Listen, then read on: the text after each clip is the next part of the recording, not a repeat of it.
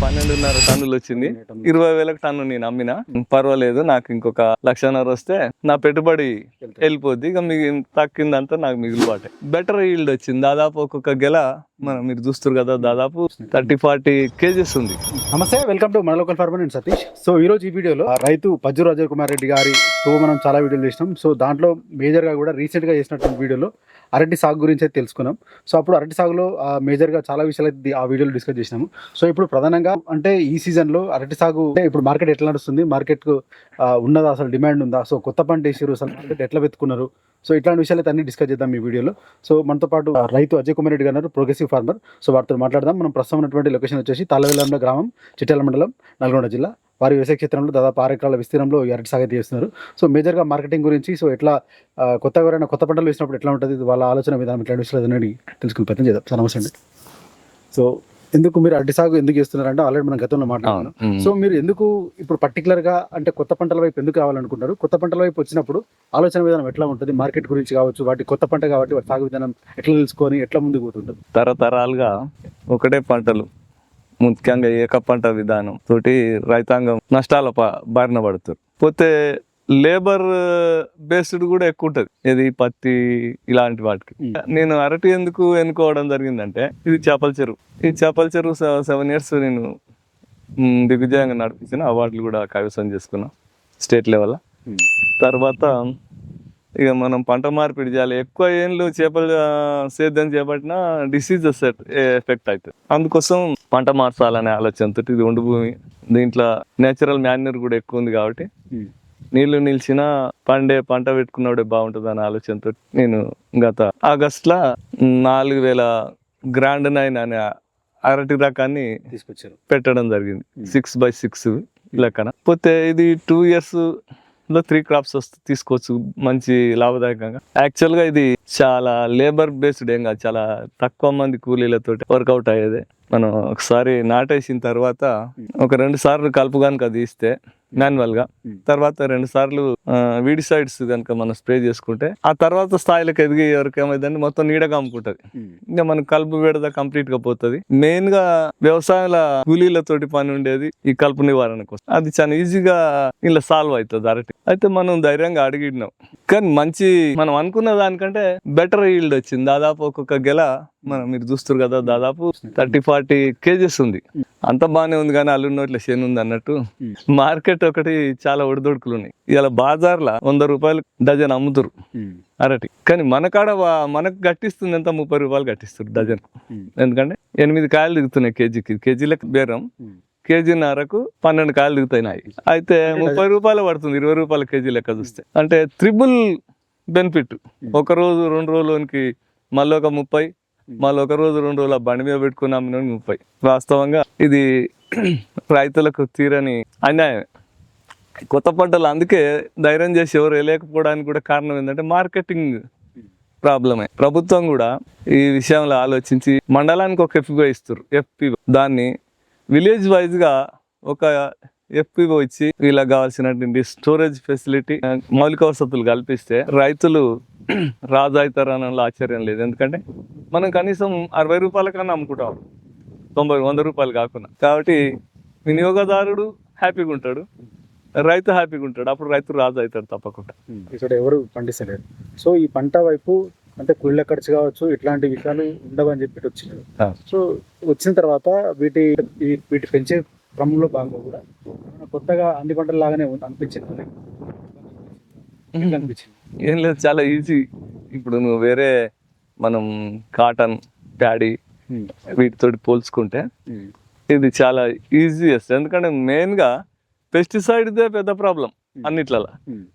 దీనికి పెస్టిసైడ్ అక్కర్లేదు, వస్తే ఫంగిసైడ్ ఒకసారి ఆ సిగటోగా ఆకుమచ్చ అనే తెగులు వస్తుంది. దానికి ఈజీగా మనం శిలీంద్రనాశులు ఒకసారి 2 సార్లు కొట్టేస్తే అయిపోద్ది. నేను ఒకసారి కొట్టినా నాకు రాలే డిసీజ్. ఇప్పుడు డిసీజ్ ఫ్రీనే ఉంది.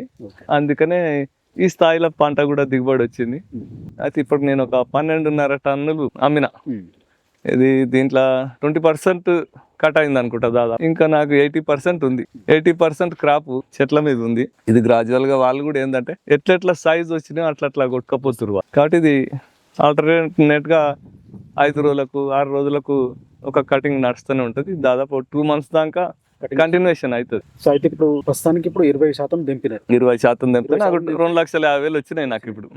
ఎన్ని టన్నుల దిగుబడి వచ్చినట్టు అది? నాకు 12.5 టన్నులు వచ్చింది. 20,000 టన్ను నేను అమ్మినా. పర్వాలేదు, నాకు ఇంకొక 1,50,000 వస్తే నా పెట్టుబడి వెళ్ళిపోద్ది. ఇక తక్కిందంతా నాకు మిగులుబాటే. అంటే దీని మీద బాగా మీరు అనుకున్నంత స్థాయిలో ఇన్కమ్ వచ్చేటట్టు అనిపించింది అసలు ఇప్పుడు ఉన్న మార్కెట్ ని బట్టి? ఇప్పుడున్న మార్కెట్ 20 రూపాయలు ఉంటే చాలు, కానీ మార్కెట్ మాయాజాలంలో మళ్ళీ వాళ్ళు సిండికేట్లో ఈ ధర తగ్గించే అది కూడా ఉంటది. సరే 15 రూపాయలు పోయినా రైతుకు నష్టం లేదు, అది నా అనుభవం ప్రకారం. కొత్త పంట ఎక్కడి నుంచి మార్కెట్ మీ దగ్గరికి వాళ్ళు ఎక్కడి నుంచి వచ్చి మీ దగ్గర ఎందుకోతారు? వాళ్ళ దగ్గరికి వెళ్ళారా, వాళ్ళు మీ దగ్గరికి వచ్చారు? అయితే నల్గొండ, నకరికల్, చౌటుప్పల్ ఇలాంటి పెద్ద టౌన్లల్లో వీళ్ళు ఉంటారు ట్రేడర్స్. అక్కడ వీళ్ళే అవి ఉంటాయి, రూమ్స్ ఉంటాయి, సీల్డ్ ఛాంబర్స్ ఉంటాయి. వీళ్ళు ఈ గెలలు మన దగ్గర కోసిన తర్వాత వీటిని హస్తాలు లెక్క కట్ చేసి ట్రేలర్లో మళ్ళీ ప్యాక్ చేస్తారు. ట్రేలర్ ప్యాక్ చేసినాక అప్పుడు మనకు లారీ వేబీజీ మీద మనకు వేయింగ్ చేస్తారు. తర్వాత వాళ్ళు తీసుకుపోయి ఆ ఛాంబర్లో ఆ డబ్బాలు ఎట్లున్న డబ్బాలు అట్నే సెట్ చేసి అలా ఇథలిన్ అనే ఒక పదార్థం ఉంటుంది, గ్యాస్, దాన్ని పెట్టి ఒక 3 రోజులు గాలి దాగల మూసి పెడతారు. 4వ రోజు కలర్ వచ్చేస్తుంది, మంచి yellowish. ఇప్పుడు గ్రీన్ ఉంది కదా, కంప్లీట్ yellowish వస్తుంది. ఇక అప్పుడు వీళ్ళు మార్కెట్ కు పంపిస్తారు. అంటే డైరెక్ట్ గా వీళ్ళకు మండల్ హెడ్ క్వార్టర్లలో ఉన్న ఈ తోపుడు బండ్లకు వాళ్ళకి అమ్మేస్తారు. అయితే మీరు అంటే ఎట్లా, అంటే మీరు వాళ్ళ దగ్గరికి వెళ్ళారా లేకపోతే ఎట్లా తెలిసింది వాళ్ళు, లేకపోతే మీ దగ్గరికి వాళ్ళు వచ్చారా, ఎట్లా జరిగింది? అది నేనే ఈ పండ్ల మార్కెట్ బండ్లు ఉంటాయి కదా మండల్ హెడ్ క్వార్టర్లలో, వాళ్ళని కన్సల్ట్ చేసినప్పుడు మీరు ఎడ తెస్తారా ఈ పండ్లు అంటే వాళ్ళ ఛాంబర్ ఓనర్స్ నెంబర్లు ఇచ్చిర్రు. వాళ్ళకు మనం ఫోన్ చేస్తే వచ్చిర్రు, చూసుకుర్రు, బాగానే ఉంది, సైజు కూడా మంచిగానే ఉంది, షైనింగ్ కూడా బాగానే ఉందని 20 రూపీస్ కాడికి మాట్లాడుకోరు. ఇప్పటికీ ఇద్దరు కలిసి 12 టన్నులన్నర తీసుకుపోయారు. మళ్ళీ 2-3 రోజుల రేపు ఎల్లుండి మళ్ళీ ఇంకో కటింగ్ ఉంది. అయితే మీకు మీ దగ్గర దాదాపు వెళ్ళేటువంటి 5 ఎకరాల విస్తీర్ణంలో కూడా వాళ్ళే తీసుకుంటారా? అంటే వాళ్ళకి సరిపోద్దా లేకపోతే ఇంకా కొత్తగా ఎవరైనా వెతుకోవాల్సి వస్తుంటా? ఈ ఇద్దరు ముగ్గురు వీళ్ళు రెగ్యులర్గా వస్తే వాళ్ళకి సరిపోతుంది. ఎందుకంటే ప్రతి 5 రోజులకు ఒక కటింగ్ వస్తుంది కాబట్టి వీళ్ళు 5 రోజులలో అది వాళ్ళ దగ్గరకు పోయింది మార్కెటింగ్ వెళ్ళిపోతుంది మళ్ళీ చిల్లర బేరగాళ్ళకు. కాబట్టి 3 అంచెల విధానంలో అమ్మకం అవుతుంది. ఫస్ట్ రైతు, తర్వాత మీడియేటర్, తర్వాత చిల్లర వ్యాపారి. అయితే మీరు అరటి వేస్ట్ అప్పుడు వేయాలని అనుకున్నప్పుడు ఇది మార్కెట్ ఇట్లా చేయగలుగుతామని మీరు అనుకున్నారా? అసలు మార్కెట్ ఎక్కడ ఉంటుంది, ఎట్లా వేయచ్చు అని అనుకున్నారా మీరు అప్పుడు? అసలు ఇప్పుడు హైదరాబాద్లో పండ్ల మార్కెట్ ఉంది, అక్కడ ట్రేడర్స్, ఇంకా నేను వాళ్ళని కన్సల్ట్ చేయలేదు. అయితే ఒక ఇంటర్నేషనల్ సప్లయర్ కూడా వచ్చిండు, కిషన్ షెట్ అని. ఆయన వచ్చిండు, చూసిండు, బాగుంది రెడ్డి సాబ్, అంత బాగానే ఉంది మీ పంట, కానీ నాకు ఎట్ ఏ టైం 1000 గొల్లలు కావాలి. 1000 గొల్లలు అయితే నేను తీసుకపోతా, నేను 26 రూపాయల దాకా 28 రూపాయల దాకా కూడా నీకు కట్టిస్తా అన్నాడు.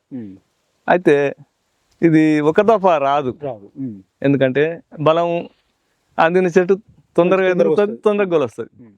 ఇలా దాదాపు 5 అంచెల సిస్టమ్ ఉంది ఇప్పుడు ఇలా.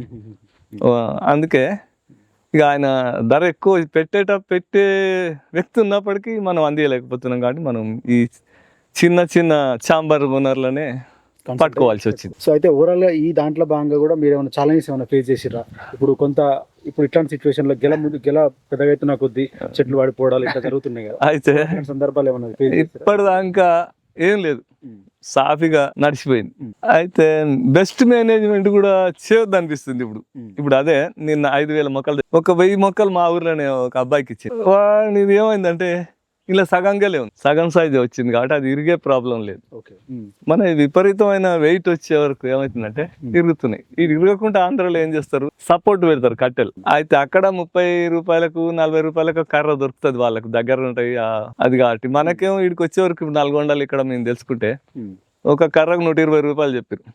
4000 × 120 అంటే మనకు 5 లక్షలు దానికే పోతాయి కర్రలకే.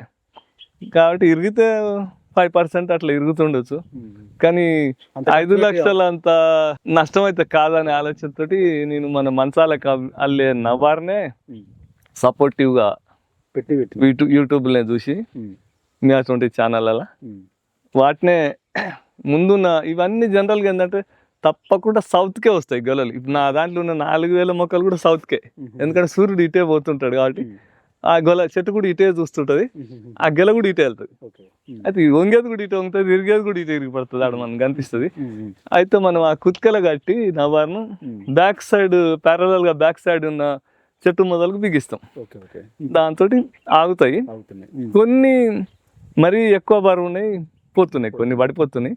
ఆ పడిపోయిన దాంట్లో కూడా కొద్దిగా క్వాలిటీ దెబ్బతిని ఉంటే వెళ్ళిపోతాయి వ్యాపారులకు. అయితే ఇప్పుడు కొత్త పంటల వైపు వచ్చేటువంటి రైతులకు ఏం చెప్తారు? ఎందుకంటే కొత్తగా పంటలు వేయాలంటే ఎంతసేపు మనకు ట్రెడిషనల్ ఉండేటువంటి ఆ వరి పత్తి వైపు చూస్తున్నారు. సో కొత్త పంటలు వేయాలనుకునే రైతులు అంటే ఎంతసేపు దాంట్లో ఉండి నష్టపోతామని అనుకుంటున్నారు, పెట్టుబడి ఎక్కువైతుంది, సో నష్టపోతామని అంటున్నారు. దాంతోపాటు కాలం కూడా సహకరిస్తలేదు. సో ఇవన్నీ సందర్భాలలో ఇవన్నీ పరిస్థితుల దృష్ట్యా ఏం చెప్తారు మీకు? ఈ ఎల్లినో పరిస్థితులు ఇవన్నీ చూస్తే రైతు రాజు కాదు, రైతు ఆస్తులు అరాజయ్యే పరిస్థితి. ఇంకపోతే వ్యవసాయంలో సాయం చేస్తాడు ఎవడు లేడు, ఎప్పుడు అమ్ముతాడు, ఇంకో ఎకరం అమ్మితే కొందామని చూస్తాడు ఎవడు. ప్రభుత్వాలు కూడా రైతులను ఒక బిచ్చగాలుగానే చూస్తారు. ఒక మాట చెప్పాలంటే, నాకు సరైన మార్కెట్ కల్పించి గిట్టుబాటు ధరగానే నాకు ఉంటే నేను ఇలా ఒక డజన్ మీద 60 రూపాయలు నష్టపోకపోదు కదా. అయితే నువ్వు ఎన్ని రైతు బంధులు నువ్వు మాట ఎకరానికి 6,000 ఇస్తావు, కానీ నాకు దగ్గర ఒక ఎకరం నిన్నే ఒక 60,000 నష్టమైన.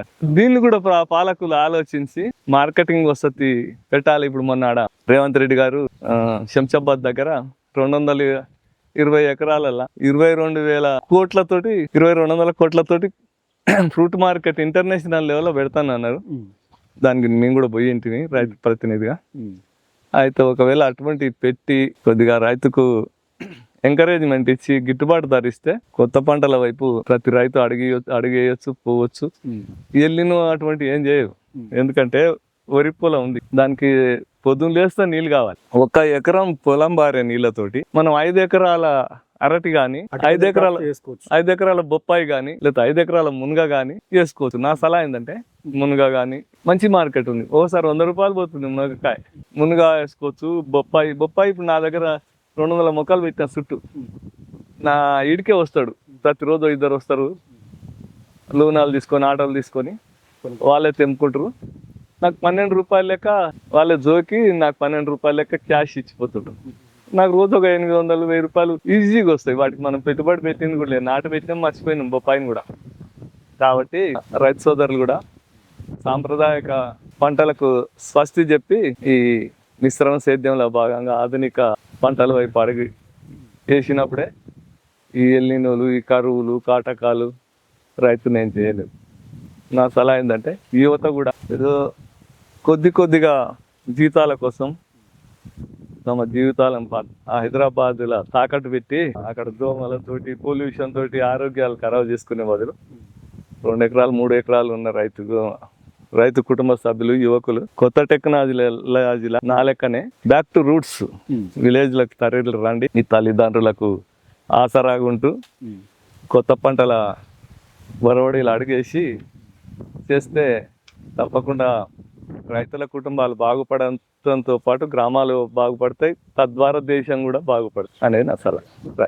సో ఇది అజయ్ కుమార్ రెడ్డి గారు చెప్తున్నారు. సో కొత్తగా అరటి సాగు చేసినారు. సో ఇది దాదాపు సంవత్సరం అవుతుంది. ఇప్పుడే కటింగ్స్ అయితే అవుతున్నాయి. ఇప్పటివరకు కూడా కొన్ని కటింగ్లు జరిగినాయి, ఇంకా ఫర్దర్ కూడా జరుగుతాయి. ఇప్పటివరకు ఓన్లీ 20% మాత్రమే జరిగినట్టు చెప్తున్నారు. సో దాంట్లో కూడా ఒక్కో కేజీకి 20 రూపాయల చొప్పున కూడా తీసుకున్నట్టు చెప్తున్నారు. సో ప్రధానంగా కూడా కొత్త పంటలు వేసినప్పుడు కూడా మార్కెటింగ్ విషయంలో కూడా జాగ్రత్తగా ఉంటే కనుక మంచి అంటే వేసినటువంటి పంటని మార్కెటింగ్ ప్రాపర్గా చేసుకుంటే కనుక దాంట్లో మంచి ఆదాయం చూసేటువంటి అవకాశం ఉంటుంది. వచ్చిన పంటని ప్రాపర్గా మార్కెటింగ్ చేసుకొని మంచిగా అమ్ముకుంటేనే కనుక రైతుకు మంచి ఆదాయం కూడా ఉండేటువంటి అవకాశం ఉంటుంది. కాబట్టి ఎవరైనా కొత్త పంటలు వేసే ముందు కానీ వేసేటప్పుడు కానీ కొత్త పంటలు వేయాలని ఆలోచన వచ్చినా కూడా వెంటనే మార్కెటింగ్ మనం వచ్చేటువంటి ప్రొడక్షన్ని మార్కెట్ ఎక్కడ చేసుకుంటాం ఏందనే దానిపైన కూడా అవగాహన ఉంచుకొని దృష్టిలో పెట్టుకుని కూడా సాగు చేసుకుంటే కనుక మంచి ఆదాయం దిగుబడి వస్తుంది, మంచి ఆదాయం కూడా వస్తుందని చెప్పి కూడా వారి మాటలు తెలుస్తుంది. సో ఇట్లా కొత్త పంటల వైపు మళ్తేనే మంచి ఆదాయం వస్తుంది. సో సాంప్రదాయ పంటలు అయినటువంటి మనం రెగ్యులర్ చూసేటువంటి వరి కావచ్చు, పత్తి కావచ్చు, ఇట్లాంటి పంటల వైపు వచ్చేటువంటి రైతులకు ఆదాయం పెద్దగా రాక కూడా ఇబ్బంది పడుతున్నటువంటి పరిస్థితి ఉంటుంది. దాంతోపాటు వాతావరణం కూడా సహకరించక కూడా చాలా వరకు నష్టపోతున్నటువంటి సిచ్యువేషన్స్ ఉంటాయి. కాబట్టి సో కొత్త పంటల వైపు వచ్చి మంచి ప్రాపర్ మేనేజ్మెంట్ చేస్తే కనుక మంచి దిగుబడి చూడొచ్చు. మంచి దిగుబడి వస్తే మంచి మార్కెట్ చేసుకుంటే కనుక మంచి ఆదాయం కూడా రావడానికి ఛాన్స్ ఉంటుందని చెప్పి కూడా వారి మాటలు తెలుస్తుంది.